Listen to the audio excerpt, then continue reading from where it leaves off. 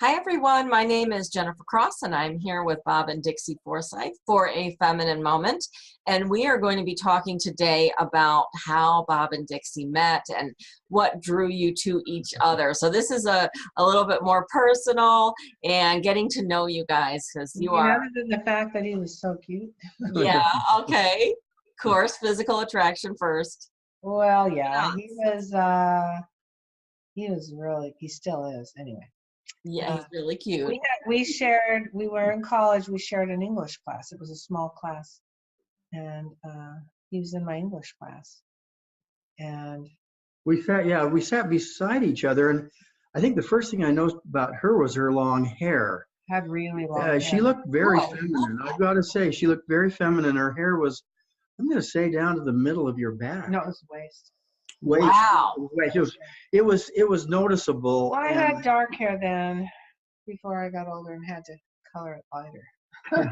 Anyway, it was down to my waist. It was a big thing. And I remember the first thing he said to me was, what was the assignment from last time? He had missed the class a couple days before. We had English class 3 days a week.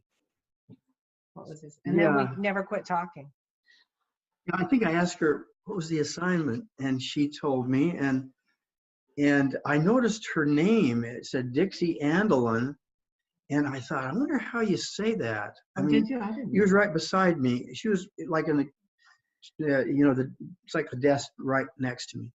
And I remember I noticed her name and I thought, that's a pretty name. I wonder how you say that. And I was thinking about it and I thought, I wonder if that's Andelin.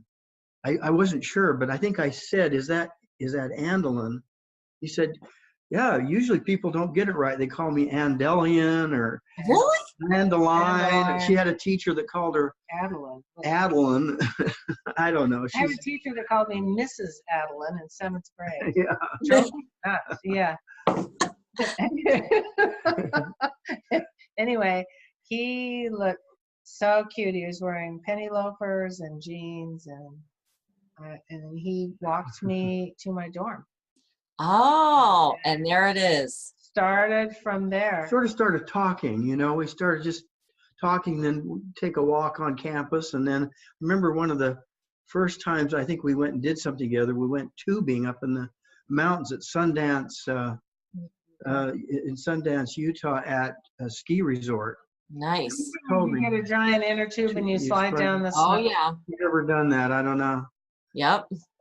But she fell off of the inner tube. It was a huge inner tube, and she kind of bounced off and scraped her face, and oh no, so she ended up in the hospital. That's because it got infected. Yeah, it was a real bruising, and they weren't sure what they were going to have to do with that.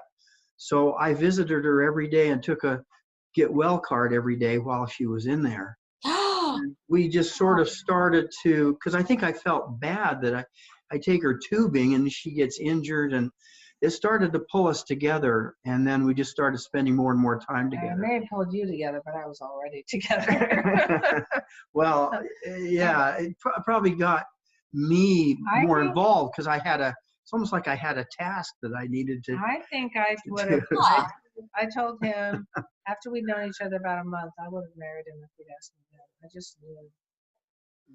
Well, yeah, I've told people it was interesting because I dated a lot, and I remember with Dixie there was sort of a moment where I just felt like I was home. I hear that a lot from men. And it was more just a feeling. I couldn't really say why, but there was just a comfort there. And I got to say, I didn't realize it, but she was a fascinating woman back then. And she then eventually told me about her mother's book. I thought, oh, that's interesting. And he wasn't really impressed until he called his mother, who lived in Canada, and said, have you ever heard of this book, Fascinating Womanhood? And she says, oh, yeah, we just did a review on that in our book club, and that impressed him. I went, really? Because she'd heard of it. Well, yeah, I think the book had sold, I don't know, maybe 100,000 copies, but I'd never heard of it. And so I mentioned to my mother, and I said, I've met this girl, and she's really cool. And her mother wrote some book called Fascinating Womanhood. And she said, oh, we just did that in our book club. And I was like, really? Huh. So I don't know. I guess The it just fact that it increased was the. a university bookstore, I showed it to him, and he thought, "Oh, that's interesting." But then when you talk to his mother, it's like in Canada. So yeah. Yeah, and so I think it just increased the interest and the value. But I was already noticing there was something special about her. How long did you guys date? Well, let's see. Well, let's see. We met in like what, September, September, October, just after the semester started in English class, and then we kind of started dating. What, maybe December, or was it? No, it's February. Was it February? Okay. We talked, but we We didn't talked- actually go out on Well, dates. we did things together. I guess it depends on what you call a date. You didn't have me out. I didn't feel. That's right. I think I officially asked her out in. Well, I don't remember the details. She remembers these details Right. What better. did you say, Dixie? We didn't hear you. But he was Well, a couple of other somebody else. Ah, So I had to kind of well, win him away. Yeah. yeah, you oh, did. I like that. That's okay. You've got to use your feminine charm. And that's Well, she- something we should talk about. Well, she had the advantage. She'd She been given did. a lot of training, and she Yes. knew exactly what she was doing. It wasn't what she was doing. It was who she was. You were engaged. No, and it was more like who she was. It wasn't like she was trying to do Oh, something. no. It was very Not like a authentic, I'm trick sure. or anything. But I thought, there's something about her, and she was, she played the guitar. She was musical. She was kind of shy at first, and I'm still kind of shy, but that's okay. She is. She I was know actually- that. she was actually kind of shy, and wasn't as talkative as she is now. But I could see something, beyond that. Sometimes you can see things more than what your eyes can actually see, if that makes sense. Well, I love how I you do. explained that feeling that you got with her that is unexplainable, that there are no words, and that's that celestial love feeling Right, that we're all wanting in our relationship. right.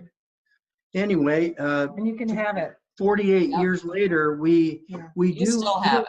Well, Mhm. what Dixie talks about in her new book that she's just finished, about having a lifelong love affair. We have that 48 years we've been So together, true. and I think we're And as I want others to have it. closer, There's too many closer. people that don't have it. And Yep.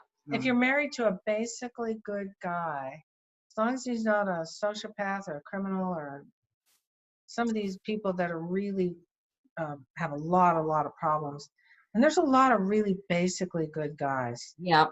You can develop an amazing relationship. We enjoy doing things together.